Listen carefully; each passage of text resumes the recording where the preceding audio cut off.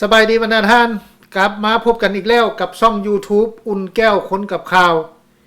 EP นี้สิมาเว้าเรื่องกองประชุมใหญ่ของพรรค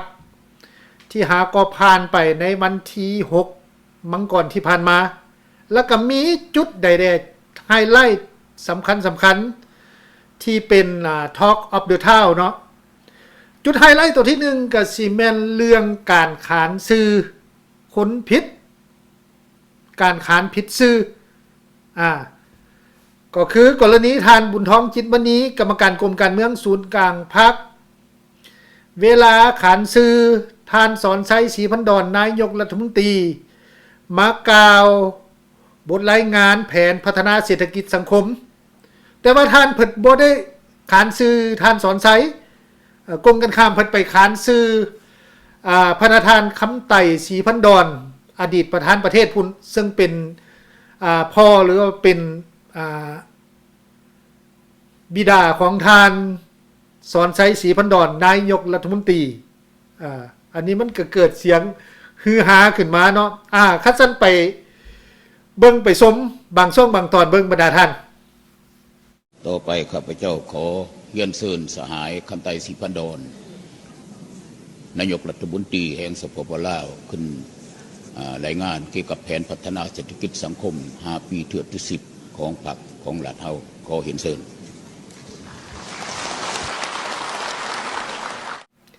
อันนั้นเป็นคำเว้าของทานบุญท้องจิตมณี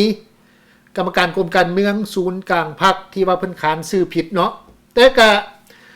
มันก็มีเสียงเว้ากันหั่นล่ะว่าไปขานชื่อผิดได้จังได๋หั่นนะผู้นึงล่ะเพิ่นก็ออกบำนาญเพิ่นก็เสียชีวิตไปแล้วแต่ว่าคือว่าไปขานชื่อเพิ่นก็บ่ได้กะได้เกี่ยมอีหยังบ่นะเขาเจ้าก็ว่าหลายคนก็ให้ทัศนะมาแบบนี้แต่ว่ามันก็มาเบิ่งว่าเรื่องการขานชื่อผิดนี่นะมันก็บ่เป็นเรื่องแปลกดอกแต่บางกรณีเฮาก็ยังขานชื่อคนผิดบางกรณีเฮาสิเว้าอันนึงมันเพิ่นไปอันนึงคั่นนะมันก็ด้วยว่าอายุก็สิมีอุปสรรคแด่ก็บ่เฉพาะแต่อายุดอกแต่ข่อยอายุ50ปลายปีเนี่ยนะบางครั้งมันก็ยังผิดถูกอันเวลาเว้าหั่นนะก็มีแต่ขอโทษขออภัยไปในกรณีท่านบุญท้องจิตบันนี้นี่เพิ่นอาจจะบ่ตั้งใจดอกที่ว่าสิไปขานชื่อคนผิดหั่นน่ะในงานใหญ่ๆแบบนี้หั่นนะก็บ่ว่ากันเนาะขอผิดพลาดเกิดขึ้นได้คือเขาเจ้าเว้าหั่นล่ะอีหยังมันก็ผิดพลาดบ่มีหยังสมบูรณ์แบบแต่เฮาเว้าไปทุกมื้อเว้ากันทุกมื้อมันก็ยังขานชื่อคนผิดอันนี้มันก็เป็นเรื่องที่เกิดขึ้นเรื่อยๆซั่นทั่วไปก็บ่มันถือว่าเอาโทษโกรธเคืองกันดอกบ่มันเอาผิดเอาแม่นกันดอกตัวนี้เนาะเพิ่นอาจจะบ่ฮู้แท้ๆมันก็ลืมไปในทำนองที่ว่าเพิ่นก็สิคุ้นชื่อละเว้าชื่อทานคำไต่ศรีพันดรนี่เป็นประจำมันก็เลยติดหัวไปซะนะแต่ในเวลาที่ประชุมนี่มันก็สิเลยลงไปอันนี้ก็บ่ว่ากันบรรดาท่านเนาะขอผิดพลาดเกิดขึ้นได้อันนี้ล่ะก็เป็น Talk of the Town เนาะอีกตัวนึงบัดนี้น่ะต่อมาบัดนี้น่ะคือท่านทองลุ้นศรีสุฤทธิ์ประธานประเทศลาวในเวลาขึ้นกล่าวคำปราศัยอันนี้ก็มีหางเสียงขึ้นมาว่าปกติละทานทองลุ้นศรีสุฤทธิ์ในเวลาขึ้นกล่าวคำปราศัยแต่ละครั้งนี่ค่อนข้างจะเลียนจะไหลถือว่าค่อนข้างมาดีซั่นเถาะก่อนหน้านี่แต่ว่าปรากฏว่าในเวลาที่กล่าวคำปราศัยนี่มันก็คือว่าบ่คล่องแคล่วคือที่ผ่านมาหั่นนะหลายคนก็ตั้งคำถามว่าอาจจะเป็นย้อนว่าในเวลาที่ว่าเพิ่นขึ้นกล่าวคำปราศัยในมื้อนั้นเพิ่นบ่สบายบ่จังซี่นะเว้าคือว่าอยากบ่เรียนบ่ไหลของค้าคอแหบเสียงจนแหบไปจนได้กินน้ำกินหยังไปหั่นนะ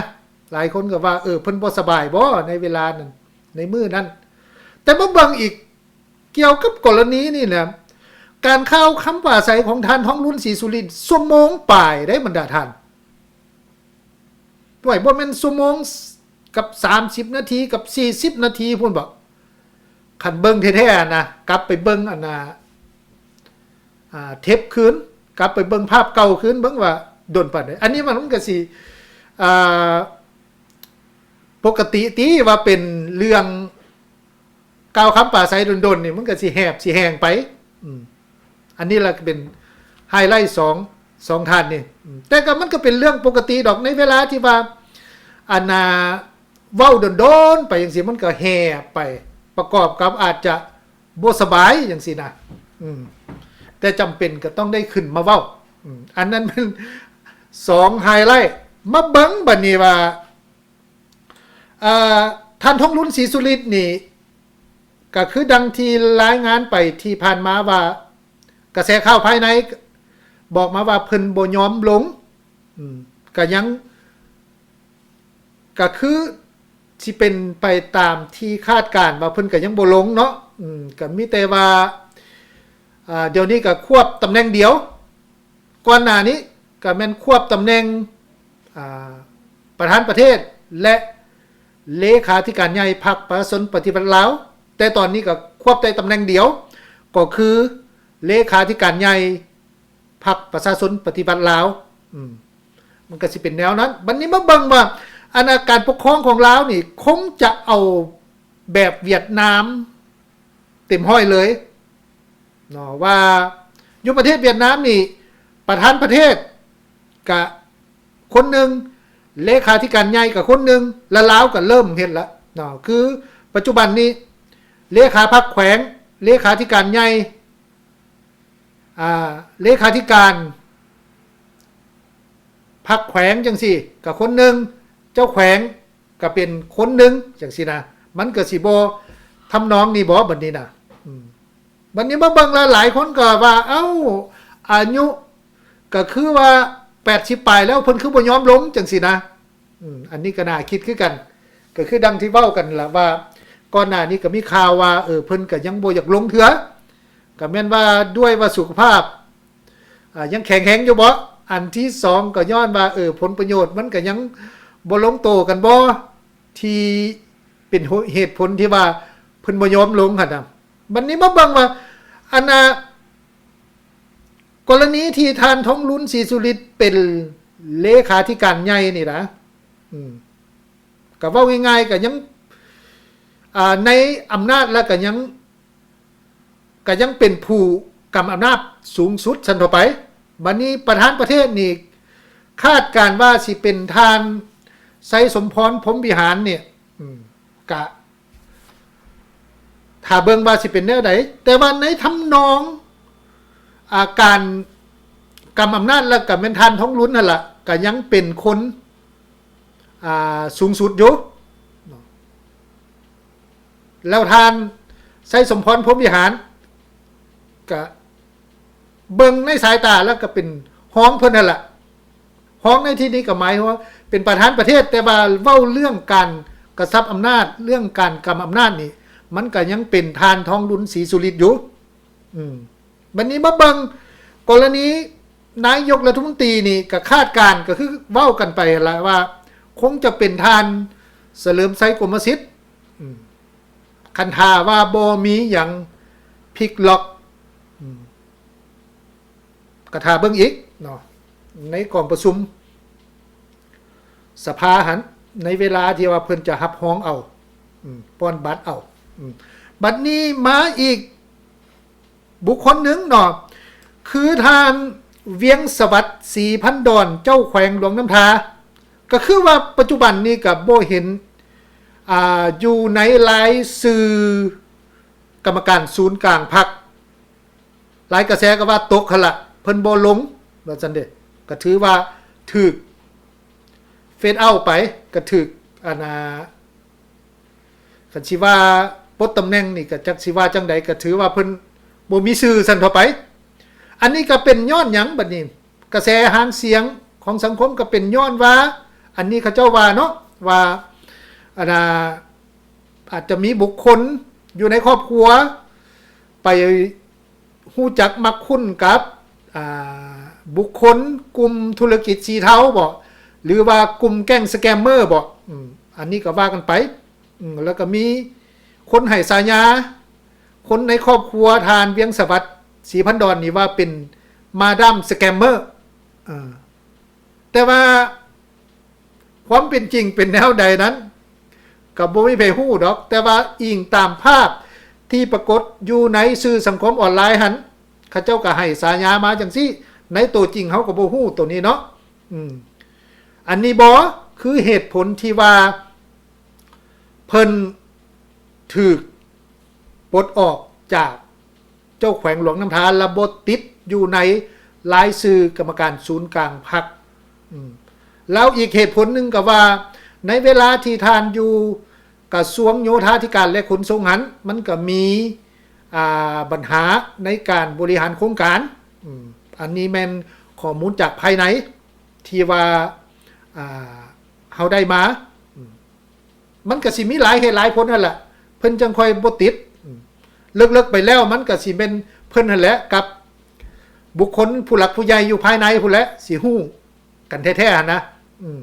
แต่สำหรับเฮาเอาปัญหานี้มาเว้าก็เพื่อว่าเยอะให้เห็นว่าเหตุผลเป็นย้อนหยังในทางผิวเผินแต่ว่าเลิกไปกว่านั้นมันสิมีหยังไปอีกบ่หั่นนะอันนั้นก็คงจะบ่มีไผฮู้ได้วันนี้มาเบิ่งว่าอำนาจหรือว่าโครงทางการจัดตั้งการเมืองอยู่ประเทศลาวนี่เป็นแนวใดมาเบิ่งแล้วนี่นะมันก็บ่ต่างเก่าบรรดาท่านก็บ่ต่างเก่าผู้ที่ออกบำนาญคือกรรมการกรมการเมืองศูนย์กลางพรรค 4-5 ท่านหั่นก็ออกบำนาญหลายคนก็ว่าอายุนี่มันก็สิบ่สำคัญติตอนนี้น่ะเพราะว่าผู้ที่ออกบำนาญนี่ก็ยังอายุอ่อนก่อนผู้ที่ยังบ่อยากออกอยู่นะผู้ที่ยังอยู่ซั่นทั่วไปบ่ว่าจะเป็นยกตัวอย่างทานนางปณิยาทอตู้ทานบุญท้องจิตมณีทานพลเอกจันทร์สมรจัญญาลาจังซี่นี่อายุก็อ่อนกว่าทานทองลุนซ้ำเขาเจ้าก็ออกแต่ว่าทานทองลุนอีกอายุ80ปลายแล้วก็ยังบ่ทันได้ออกนะอันนี้ก็ว่ากันไปหากแต่มาเบิ่งแล้วชีวิตการเป็นอยู่ของประชาชนนี่สิได้รับการปรับปรุง